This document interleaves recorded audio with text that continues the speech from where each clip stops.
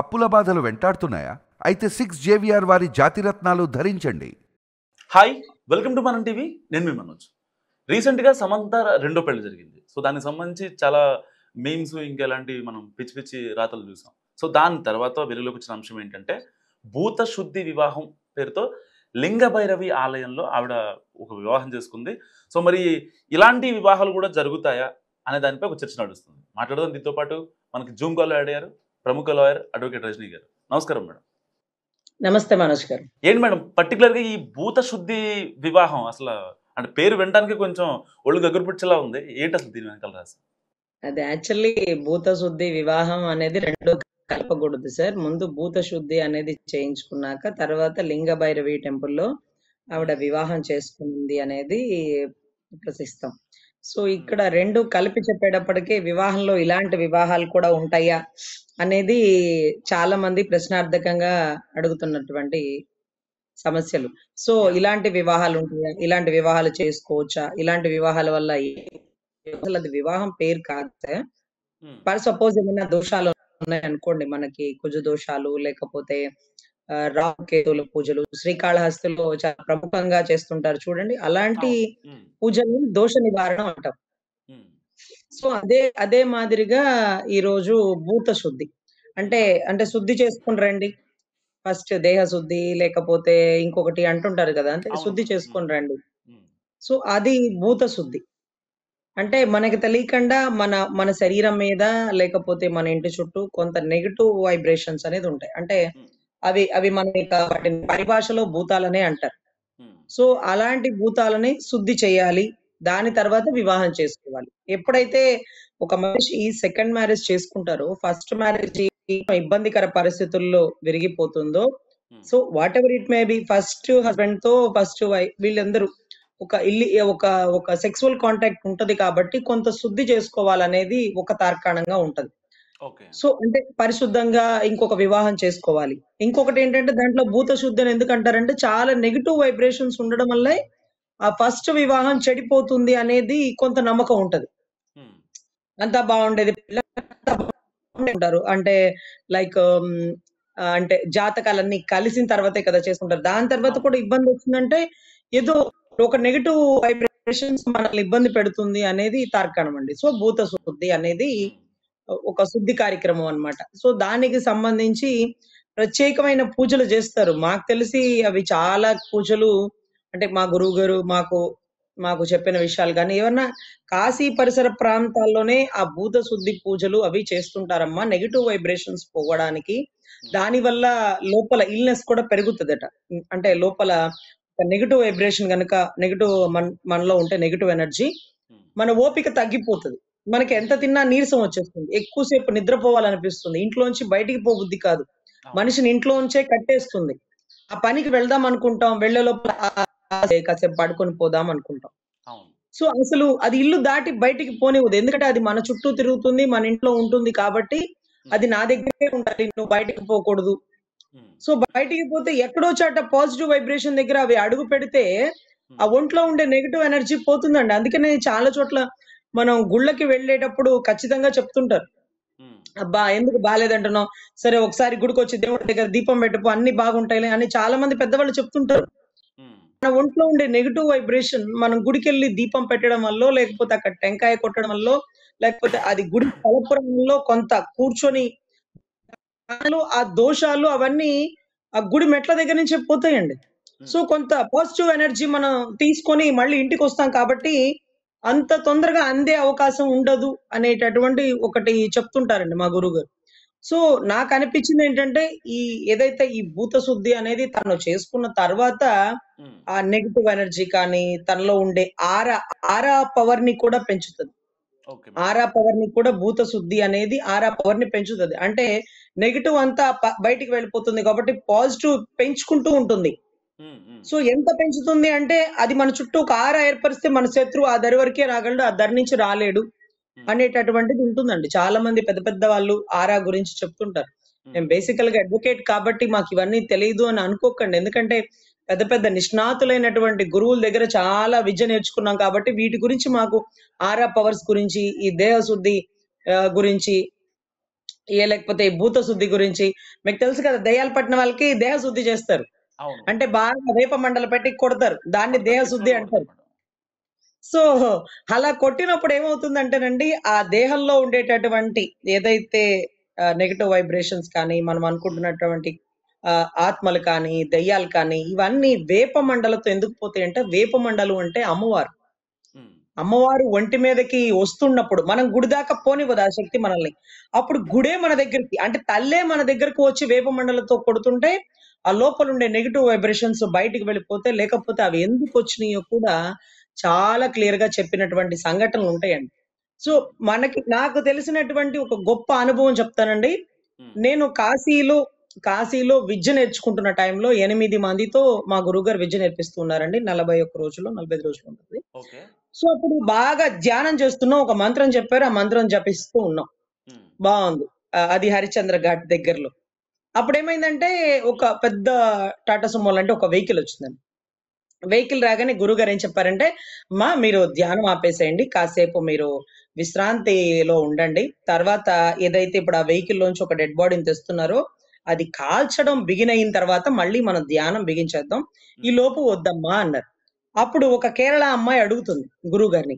ఉమ్, అదే ఎందుకు వద్దు అని అడుగుతున్న టైంలో ఆయన చెప్తున్నారనమాట. ఏమనంటే, అది ఒక కన్నెపిల్ల ఆత్మ. ఆ పిల్ల కోరికలేమి తీరకుండా చనిపోయింది కాబట్టి మనల్ని ధ్యానంలో కూర్చొనివ్వదు. మన చెవులో జోరీగలాగా మనల్ని ఇబ్బంది పెడుతూ ఉంటది. సో, మనకి మంత్రం అనేది ఉపదేశం జరగదమ్మా.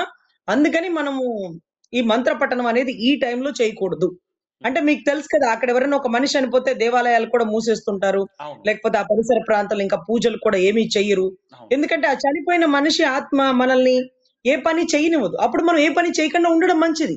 అవును. వాళ్ళని ఇబ్బంది పెట్టడం కరెక్ట్ కాదు కదా! మన పని మనం ఆపుకోవడం కరెక్ట్. So, exact. వాళ్ళసలే ఆఖరి క్షణంలో చనిపోయి ఉన్నారు. వాళ్ళకేవో కోరికలు తీరవు. కొడుకు పెళ్లి చేయరు. పాపం కూతురు పరిస్థితి అలా ఉంటది. ఇవన్నీ బాధలో ఉంటాడు. కోపంగా అన్ని చోట్ల తిరిగేస్తుంటాడు. అవును. చేయడం ఎందుకు అంత అనే విధానంతో చెప్పారు గురువుగారు. ఉమ్, సరే అందరూ ధ్యానం మోడ్‌లోంచి విశ్రాంతి మోడ్‌లోకెళ్ళిపోయారు. గురువుగారు చాలా గొప్ప నిష్ణాతులైన వ్యక్తులు కాబట్టి, సరే ఉమ్, నిజంగానేమో అనుకుని అందరూ ఎవరి పని వాళ్ళు చేస్తున్నారు. నేను మాత్రం సార్ ఉమ్, అది ప్యాక్ చేసి వస్తున్న డెడ్ బాడీ. ఉమ్, వెహికల్ ఆగగానే ఆయన మాతో మంత్రం ఆపినారు. లోపల డెడ్ బాడీలో కన్నె పిల్లుందా? చిన్న పిల్లుందా?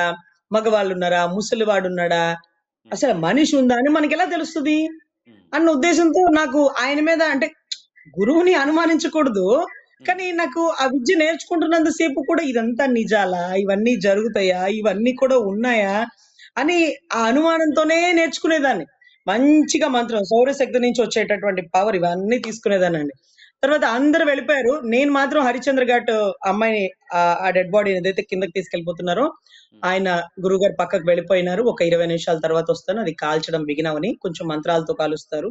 కన్నపిల్ల కదా! అది ఇది అనేది చెప్పారు వెళ్ళిపోయారు. ఉమ్, ఎవ్వరు లేరు కదా! నేను చూసేద్దాం అని చెప్పి చాలా ఒక 200 మెట్లేవో ఉంటాయండి. ఒక 200 మెట్లు తప దిగేసిన. ఉమ్, దిగేస్తే నాలాగే ఆతృత కలిగిన వాళ్ళు చాలా మంది ఉంటారు కదా! అవును. ఎవరు అని చూడాలనేసి. ఉమ్, ఉమ్, సో, ఆ డెడ్ బాడీ అండి. ఆ డెడ్ బాడీ అలా ఓపెన్ చేస్తూ ఉన్నారు. One by one. కాళ్ళు, చేతులు అలాగే చిన్నగా కింద నుంచి ఓపెన్ చేస్తూ ఉన్నారు. సో, అలా ఓపెన్ చేస్తున్న మూడ్‌లో నాకంటే ఆతృత గల పిల్ల ఇంకొకతుంది. ఎవరో ఒక అమ్మాయి. ఆ అమ్మాయి అయితే గబగబా ఇలా నా భుజాల మీద కొట్టిందండి. అంటే వెనకాల ఉన్న మనిషి కదా! ఇలా కొట్టి "అక్క అక్క దేఖినా" అంటుంది. ఆగవమ్మా నేను కూడా చూడ్డానికే కదా వచ్చింది. ఒక్క ఉమ్, 5 మినిట్స్, ఒక్క 5 మినిట్స్ అని నేను అలా వెనక్కి తిరిగి క్లియర్‌గా చెప్పాను. అమ్మాయిని చూసి. అయితే నా భుజం మీద చెయ్యేసి చూస్తుంది. "మేరే దేఖియా" అంటే నేను చూడాలని ఏదో హిందీలో చెప్తుంది. నేనేం చెప్తున్నానంటే, "ఆగమ్మా నేను కూడా చూడ్డానికే వచ్చినాను కదా!" అని ఆ వచ్చి రాని భాషలో నేను చెప్తున్నాను ఆ అమ్మాయిని క్లియర్‌గా చూసి. ఉమ్, సరే ఆ పిల్లేం పట్టించుకోలేదనుకోండి అలాంటి విషయాలన్నీ. ఉమ్, సరే చక్కగా ఆ డెడ్ బాడీ మొత్తం విప్పారండి. అంతా విప్పడం అయిపోయాక అది ఒక నిజంగానే ఒక కన్నెపిల్ల. చాలా చిన్న పిల్ల. ఒక 16, 17 ఏళ్ళు కూడా ఉండదు. సైకిల్ మీద డ్రైవ్ చేసుకుంటూ వెళ్ళినప్పుడు ట్రాఫిక్‌లో కొట్టేసింది. ఇది జరిగింది. అక్కడ ఉన్న వాళ్ళని అడిగి నేను తెలుసుకునింది. ఎస్. అయితే ఉమ్, ఎక్కడ భయం కలిగించే విషయం ఏంటంటే, ఉమ్, ఎప్పుడైతే ఆ అమ్మాయి మొఖాన్ని చూసానో నా గుండె జారిపోయిందండి. నా రోమాలు నిక్కపొడిచినియి. ఒళ్ళంతా గగురు పొడిచి ఇలా నుంచొని పోయి మెట్లు కూడా అక్కడి నుంచి కదలలేని పరిస్థితి అయిపోయింది. ఎందుకని అంటే, ఉమ్, ఏదైతే నేను ఆతృతగా ఆ అమ్మాయిని చూడాలనుకున్నానో, ఇందాక మీకు చెప్పాను చూడండి, నా భుజాల మీద తట్టి ఒక పిల్ల నన్ను చూడాలి అనుకుందని, ఈ పాప, ఆ పాప 2 ఒకటేనండి. ఇద్దరు ఒకటే. ఉమ్, సో సో అది ఎలా ఉంటదంటే ఆ సిచ్యువేషన్ ఆ స్పర్శ నాకు ఇలా తట్టినట్టు ఈ రోజుకి గుర్తుంటదండి. అది జరిగి కూడా అరౌండ్ ఒక 8 ఇయర్స్ 9 ఇయర్స్ పైన అయిపోయి ఉంటదండి. ఈ రోజుకి ఆ తట్టిన శబ్దంతో సహా నాకు ఈ రోజుకి గుర్తండి. ఉమ్, అంత క్లియర్ గా వెనక్కి తిరిగి ఆగమ్మా నేను చూస్తున్నాను కదా నా తర్వాత మీరు చూడండి అంటూ ఏదో మాట్లాడాను. ఆ క్లియర్ గా ఆ ఫేస్ కూడా నాకు బాగా గుర్తండి. దెబ్బకి సెకన్ కూడా కదలలేకపోయాను. అక్కడే ఉండిపోయాను. తర్వాత ఇక అసలు మెట్లు ఎక్కలేక ఎక్కి ఇంక గురువుగారి ముందు కన్నీటి పర్యంతమే ఏడ్చేసి, "నాకు భయమేసిపోతుంది. నా రోమాలు నిక్కపొడుస్తున్నాయి. నాకు ఏం చేయాలో తెలియట్లేదు. నాకు చాలా భయంగా ఉంది గురువుగారు" అంటే అప్పుడు ఆహ్, ఆయన మళ్ళీ ఒక మంత్రంతో చెప్పి నన్ను గంగలో స్నానం చేపిచ్చి, అప్పుడు మళ్ళీ మంత్రం దగ్గర కూర్చోబెట్టారు. అంటే యథార్థాలు ఎలా ఉండేయి అంటే, మనం నమ్మాలి కొన్ని. కొన్ని అవును. సృష్టిలో కొన్ని ఉన్నాయి. కొన్ని చూడగలం. అందుకే చాలా మందికి చనిపోయిన వాళ్ళలో మా అమ్మమ్మ కనిపించింది. మా నాన్న కనపడ్డాడు. మా తాత కనపడ్డాడు. ఇవాళ కలలో కనపడ్డాడంటే అది కల కాదు. నిజంగా కలలో ఏదైతే జరిగిందో మీ నాన్నగారు స్వయంగా మీతో వచ్చి చెప్పిన మాట. మీకు అంత పవర్ సిక్స్త్ సెన్స్ పవర్ ఉండదు కాబట్టి అది మనం కల అనుకుంటున్నాం. కొన్ని విషయాలు మన కళ్ళ ముందే జరుగుతాయి. జరగబోయేవో మన తండ్రి మనతో వచ్చి మాట్లాడినట్టు, "నీ రేపు పెళ్లి కదా! నాన్న కల్లోకొచ్చాడే. అసలు చాలా బాధపడుతున్నాడు. నాన్న చాలా ఇలా అంటున్నాడు, అలా అంటున్నాడు" ఇయన్నీ ఎవరో చెప్తుంటారు. అవును. నాకిలా అనిపించిందని. అలా అనిపించడం కాదు. నిజంగా జరిగింది కాబట్టే నీకది కల అని అనిపిస్తుంది. అతనొస్తాడు, నిన్ను లేపుతాడు. చూడు అమ్మాయికి ఆ బంగారం ఇద్దాం అనుకున్నాం కదా! ఇవ్వలేదు కదా! రైట్. చిన్నదానికి అలా ఇచ్చేసేయి నీకొద్దులమ్మా. నీకు ఉద్యోగం ఉంది కదా! అని నాతో అన్నాడే నాన్న. ఈ బంగారం నేను తీసుకోను. ఇది నువ్వే తీసుకో నాన్న నాకు కల్లో చెప్పాడు. నాకు విద్యుచ్చాడు కదా! నేను సంపాదించుకోగలనని ఒక అక్క తన చెల్లికి ఆ బంగారం ఇచ్చేస్తుంది. ఇది తల్లి బంగారం నువ్వు తీసుకో నాకొద్దు అని. అంటే ఉమ్, ఆవిడ చెప్తుంది కల్లో నాకు నాన్నగారు చెప్పారని. కల్లో కాదు ఆయన ఆమెని తట్టి లేపి ఆ బంగారం దగ్గరికి తీసుకెళ్ళి ఇవన్నీ చెప్తాడు. కానీ ఆవిడ సెన్సు అది కల అని అనుకుంటది. ఒక డ్రీమ్‌లో వచ్చిందేమో అనుకుంటది. సో, ఇటువంటి పరిస్థితులు ఒక మనిషి చుట్టూ చాలా నెగెటివ్ ఉంటదండి. ఆ అవును. నెగెటివ్ మన ఆరాని తగ్గిచ్చేస్తుంది. సో, ఉమ్, ఇటువంటి పరిస్థితుల్లో సమంత అంత గొప్ప లైఫ్‌ని, ఉమ్, ఇంత మంచి లైఫ్‌ని ఎందుకు పోగొట్టుకునింది? ఉమ్, ఏ పరిస్థితులు అలా జరిగినియి? ఇవంతా తన చుట్టూ ఉండే నెగెటివ్ తను తినే పండుని కింద నేల రాల్చుకుందా? ఉమ్, అది ఒకవేళ తినకూడని పండా? అందుకే నేల రాలిపోయిందా? Whatever it may be తనకు తెలీదు కదా! అందుకనే ఈ భూత శుద్ధి అనేది చేయించుకొని ఉమ్, తర్వాత అంటే ఆ సీతమ్మ వారు కూడా మనం అనుకుంటున్నాం కదా! అక్కడ లంకని కూడా తాను శుద్ధి చేసుకున్నాక రాముడు చెయ్యి పట్టుకొని ఆ నగరానికి వెళ్తుంది. సో, ఇక్కడ ఈవిడ కూడా ఆ భూత శుద్ధి అనేది ఒక పెద్ద లాంటిదేదో చేస్తుంటారేమో నాకు తెలీదండి. సో, అది చేయించుకున్నాక ఆవిడ పెళ్లి చేసుకున్నారు. సో, తర్వాత ఇంకొకటేంటంటే లింగ భైరవి టెంపుల్‌లో అన్నారు. ఇది నాకు చాలా ఆశ్చర్యం వేసింది. ఎందుకంటే దశమహావిద్యలో భైరవి, కాలభైరవి అలా ఉంటది. ఉమ్, భైరవి అమ్మవారు అట్లా ఉంటది. తర్వాత కాలభైరవుడు చూసినాం. తర్వాత భైరవి. అంటే కాలభైరవుడు అంటే పురుషుడు, భైరవి అంటే స్త్రీ. ఉమ్, ఇది లింగ భైరవి. అంటే ఒక పురుషుడు, ఒక స్త్రీ 2 కలిసినారు. ఉమ్, లింగం అంటే పురుషుడు, భైరవి అంటే స్త్రీ. అవును. ఇద్దరిని కలిసి ఒక దేవతా రూపంగా వాళ్ళే, వాళ్ళే తయారు చేసుకున్నారు కానీ అలా ఉండదు. లింగ భైరవి ఉండదు బహుశా. నేనెక్కడా కూడా చూడలే. అంటే కాలభైరవుడిని చూసినాను, భైరవి టెంపుల్ చూసినాను. ఈ ఉమ్, రెండిటిని కలిపి ఎక్కడ చూడలేదు. బహుశా వాళ్ళే ఏమన్నా అలాగా ప్రతిష్టంగా తయారు చేసుకొని అంటే ఆ విగ్రహం చూస్తే నాకు 'అమ్మోరు' సినిమాలో ఏదైతే మన సౌందర్య గారిలో చివర్లో వెలుస్తది చూడండి అమ్మవారు. కాళ్ళు 2 తెలిసి ఒక లింగాకారంలో. లింగాకారంలో ఏమి ఉండదండి. లింగం అంటేనే తండ్రి. ఉమ్, లింగం అంటేనే పురుషాంగం తండ్రి. తల్లి అంటే కామైక్య అమ్మవారు యోని భాగం అంటారు. అది అమ్మవారి స్వరూపంగా ఉంటది. సో, ఉమ్, ఈ 2 కలిపి ఒక ఒక రూపాన్ని తయారు చేసినారా? లేకపోతే మరి ఏంటో నాకు తెలీదు కానీ లింగ భైరవి టెంపుల్ అనేది చాలా ఆశ్చర్యం. ఉమ్, సో, ఎనీవే ఆ టెంపుల్‌లో తయారు చేసుకుంది. అంటే పురుషుడు, స్త్రీ కలిపితే శక్తి పెరిగిపోతది. నరనారి అంటే లైక్ అంటే శివుడు, అమ్మవారు కలిపి అవతారం ఉంటది చూడండి. సో, అటువంటి వాళ్ళకి పవర్ ఎక్కువ ఉంటదని మనము కొంతమంది ట్రాన్స్‌జెండర్‌లను కూడా మనం దేవతల్లాగా పూజిస్తాం. వాళ్ళెవరితో అవును. వాళ్ళేమన్నా తిరిగి మనకి అంటేస్తేమని వాళ్ళు అడగంగానే డబ్బులిచ్చేస్తుంటాం. సో, అలా 2 కలిస్తే దాని పవర్ రెట్టింపయిపోతది. ఉమ్, బహుశా అలా 2 కలిపి ఆ పవర్‌ని రెట్టింపు చేస్తున్నారేమో బహుశా అక్కడ గురువుగారికి ఆయనకంత అంత శక్తి ఉందో లేదో నాకైతే తెలీదు గానీ, బట్ ఆ రెండిటిని కలిపారు మరి. Um, so, whatever it may be. So, ఇక్కడ లింగ భైరవి టెంపుల్‌లో ఈ భూత శుద్ధి అనేది జరిగిన తర్వాత ఉమ్, వివాహం జరిగింది. ఉమ్, సో, అది మనం దానికి కొంచెం క్లారిటీ ఇవ్వాలండి. సో, అదే మాదిరిగా మనలో కొంత నెగెటివ్ ఉంటది. గుడి, టెంపుల్స్ కొన్ని శక్తి పీఠాలలో పాజిటివ్ ఉంటది. యాహ్! గుళ్ళు అంటే కూడా మన సందులో పెద్ద కట్టేసిన గుడి కాదండి. గుడి అంటే శ్రీకృష్ణదేవరాయలు కట్టినవో, లేకపోతే ప్రసిద్ధమైనటువంటి శక్తి పీఠాలో, లేకపోతే పంచారామాల్లోని లింగాలు, అలాంటి వాటికే పవర్స్ ఉంటాయి. మనకి డబ్బుందని మనం గుడి కట్టేసుకుంటే అది కూడా ఒక కట్టడమే అవుతది గానీ, అది ఒక పుణ్యక్షేత్రం అవ్వదండి. అందుకని పుణ్యక్షేత్రాలంటే పుణ్యమైన క్షేత్రాలుగా భావించి కొన్ని కొన్ని టెంపుల్స్‌కే వెళ్తాం గానీ, మన సందు చివర, గొంతు చివరగా పెద్ద కట్టడాలుగా కట్టేసుకుని హైవేలో కట్టేసిన కట్టడాలు, గుళ్ళు అవి అవ్వవండి. సో, మనము ఎక్కడికైనా ఒక గుడికి వెళ్ళినప్పుడు అక్కడుండే నెగెటివ్ మనం తెచ్చుకోకూడదు. కుదిరితే పాజిటివ్ తెచ్చుకోవాలి. ఆ పాజిటివ్ వైబ్రేషన్ రావాలంటే శక్తి పీఠాలు, పంచారామాలు, ప్రసిద్ధమైనటువంటి పుణ్యక్షేత్రాలు, కొన్ని వందల సంవత్సరాలు గుడి క్రితం ఉన్నటువంటి గుడికైనా వెళ్ళండి, కానీ పెద్ద పెద్ద కట్టడాలు కట్టారు కదని ఏ గుళ్ళకి వెళ్ళకండి. నాకు తెలిసి అక్కడ నెగెటివ్ తప్ప పాజిటివ్ ఉండదండి. మాకు గుంటూరు పరిసర ప్రాంతాల్లో సందు చివర చాలా పెద్ద పెద్ద కట్టడాలైన గుళ్ళు ఉంటాయండి. ఏదో ప్రసాదం బావుంటదని వెళ్తాను గానీ, ఆ గుడిలో దేవుడికి అంత పవర్ ఉంటుంది కానీ ఆ ప్రసిద్ధమైన క్షేత్రంలో ఒక పాజిటివ్ వైబ్రేషన్ జనరేట్ చేస్తుందని గాని నేనైతే భావించనండి. నేను అందుకనే అమరావతి మాకు దగ్గరలో ఉంటది. అక్కడికి వెళ్తాను. పెద్ద కాకాని ఉంటది. లేకపోతే విజయవాడ కనకదుర్గమ్మ గుడి టెంపుల్ ఉంటది. అక్కడికి వెళ్తాను. అంతకు మించి ఇంకా ఏ గుళ్ళకి నా విలువైన సమయాన్ని వృధా చేసుకోనండి. ఎందుకంటే ఆ 3 గుళ్ళల్లో పవర్ ఉంటది. ఇక ఏ గుడి కట్టుకున్నా మనం మన తర్వాత మనకి డబ్బుందని, మన తాతలు డబ్బులిచ్చారని కట్టిన గుళ్ళే. వాటిలో విగ్రహాలుంటాయి. వాటికంత పవర్ జనరేట్ చేయాలంటే అసలు కింద వేస్తారండి. ఒక యజ్ఞోపవీతంలాగా ఒక రేకు లాంటిదేస్తారు. అది ఐం, క్లీం, శ్రీం అంటూ కొన్ని మంత్రోపదేశంతో అక్కడ పెట్టి ఆ విగ్రహాన్ని పైన ప్రతిష్ఠిస్తారు. అంత విగ్రహాన్ని ప్రతిష్ఠించేంత శక్తి గల్లటువంటి, నిజాయితీ గల్లటువంటి, పవర్ గల్లటువంటి పూజారులు, లేకపోతే శక్తి స్వరూపులు ఉన్నారని నేనైతే భావించను. ఎందుకంటే అప్పటివి మనం నమ్మాల్సిందే. అందుకనే స్థల పురాణం ప్రసిద్ధం. అహోబిలం లాంటి టెంపుల్‌లో లక్ష్మీ నరసింహస్వామి కొండ గుహల్లో వెలిసింది చాలా ప్రసిద్ధమండి. సో, అటువంటి పరిస్థితుల్లో అన్నవరం, ఏలూరు కొన్ని కొన్ని ప్రసిద్ధమైన గుళ్ళు ఉంటుంటాయి. మొన్నటి రోజు పవన్ కళ్యాణ్ గారు గుడికి స్థలాన్ని కేటాయించారు చూడండి. ఆ గుడి స్థల పురాణం ఎంత గొప్పది అంటే, శ్రీకృష్ణదేవరాయలే అలా గుళ్ళు, గోపురాలకి స్థలాలు కేటాయించారు. లేకపోతే ఆ గుళ్ళు, గోపురాలని డెవలప్ చేశారు. ఈ రోజుకి కొండ మీద వెంకటేశ్వర స్వామి గుడికి దేవరాయలకు సంబంధించినటువంటి నగలు, నట్రలు, ఆయనకి సంబంధించినటువంటి డెవలప్‌మెంటే కనపడుతుంది. అదే మాదిరిగా ఆ గుడిలో అడుగుపెట్టి ఆయన ఆ గుడికి స్థలాన్ని ఇచ్చినారే, ఎంత పాజిటివ్ వైబ్రేషన్ రాకపోతే వెంటనే ఆయన కర్ణాటకలోని ఉడిపి శ్రీకృష్ణ మఠం వాళ్ళు పిలిపించి శ్రీకృష్ణ దేవరాయలకు సంబంధించిన ఒక బిరుదుని అప్పగిస్తారు. అంటే ఆ గుడి స్థల పురాణం ఎంత గొప్పదని భావించాలి.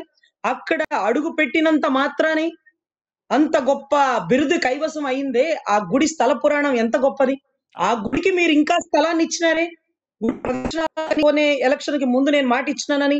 సో, నీ మాట నువ్వు నిలబెట్టుకున్నావు కాబట్టి ఆ వంశస్థుడివి. శ్రీకృష్ణదేవ అంటే కాకతీయం, పాండ్యం లేకపోతే చోళ వంశాలు ఇవన్నీ కాదండి. శ్రీకృష్ణదేవరాయల వంశం నుంచి వచ్చిన వాడివి కాబట్టి ఆయన అంశతో నీకలా గుడిని పెంపొందించాలి, గుళ్ళను డెవలప్ చేయాలి, సనాతన ధర్మాన్ని కాపాడాలన్న ఆలోచన నీలో కలిగిందేమో. అందుకని ఈ బిరుదాంకితుడు నువ్వు. బిరుదు తీసుకోగానే సరిపోదు. ఆ బిరుదుకు తగ్గట్టుగా ఆయన చేసినటువంటి సుపరిపాలనే కాకుండా సనాతన ధర్మాన్ని, దేవాలయాల్ని పెంపొందించాలి. ఇది నీ పైన ఉన్నటువంటి బాధ్యత అంటూ ఆ గొప్ప బిరుదునిచ్చారని నేనైతే మనస్ఫూర్తిగా భావిస్తున్నాను సార్. మీరు గమనిస్తే పవన్ కళ్యాణ్ గారు కూడా చాలా నిష్ణాతులైనటువంటి చాలా పూజలు చేస్తుంటారు. మీరు గమనిస్తే ఊరికే ఒక మనిషికి పవర్ వచ్చేదండి. పవర్‌ని తెచ్చుకుంటారు. మీరంటారు ఆయన పవర్‌లో లేరు అని. పవర్‌లో లేరండి. ఆయన పేరే పవర్ స్టార్. మనం ఎవరం పవర్‌లో ఉన్నా లేకపోయినా ఆయన ఎప్పుడు పవర్ స్టారే. ఎందుకని ఆ పవర్ అనే పెట్టాల్సొచ్చింది? Mega star, super star, silver star, rebel star ఇన్ని స్టార్‌లు ఉండగా పవర్ అని ఎందుకు పెట్టారు? He have some power. అది బై బర్త్‌తో వచ్చింది. దాన్ని ఆయన మళ్ళీ యజ్ఞాలతోనో, లేకపోతే హోమాలతోనో, పురాణాలతోనో అక్కడ అడుగు పెట్టడంతోనో ఆయన పవర్‌ని పెంచుకుంటూ ఉంటాడు. సో, దానివల్ల ఇంకా పవర్ పెరిగి, ఆ పవర్ రాష్ట్ర అభివృద్ధికి, మంచికి ఉపయోగపడాలన్న ఉద్దేశంతోనే కర్ణాటక వారు పిలిపించి అంత గొప్ప బిరుదిచ్చినారు. ఆయన కర్ణాటక ఏం చేసినాడో వాళ్ళకనవసరం. కానీ ఇతను గొప్పవాడు. ఇతను ఎక్కడున్నా మంచి జరగాలన్న ఉద్దేశంతోనే అంత గొప్ప వంశస్థుడివయ్యా నువ్వు అంటూ ఆ బిరుదిచ్చినారండి. సో, ఇక్కడ ఏదైనా గాని మనలో ఉండే శక్తి దైవాంశం నుంచే వస్తుందని ప్రతి ఒక్కరు భావించాలండి. అది ఏ దేవుడైనా సరే. మీరు పూజించే ఏ దేవుడైనా మనకి పవర్ ఇస్తేనే ఈ పని మనం చేయగలుగుతున్నాం. ఇలా మాట్లాడగలుగుతున్నాం. ఈ పెన్ను పైకి లేపగలుగుతున్నాం. నుంచొని మంచినీళ్ళు తాగగలుగుతున్నాం. ఇవన్నీ కూడా భగవంతుడు దయాదాక్షిణ్యాలు మన మీద ఉండబట్టేనని మనం మనస్ఫూర్తిగా నమ్మాలండి. మన చుట్టూ ఉండే ఆరాని కూడా పాజిటివ్‌గా పెంచుకోవాలి. అన్ని పుణ్యక్షేత్రాలు, లేకపోతే పుణ్య గ్రంథాలు, లేకపోతే పుణ్యమూర్తులు, గొప్ప గొప్ప వ్యక్తులు వీళ్ళందరినీ కలవడం వల్ల మనకి చాలా పవర్ పెరుగుతది. మన చుట్టూ ఆరా పెరుగుతది. సో, ఇవి మనం ఖచ్చితంగా పరిగణలోకి తీసుకోవాల్సినటువంటి అంశాలండి. యాహ్! థ్యాంక్ యూ రజనీ గారు. సో ఇది రజనీ గారి అనాలిసిస్. మీరేమనుకుంటున్నారో మస్ట్ కామెంట్ చేయండి. చూస్తూనే ఉండండి మనం టీవీ.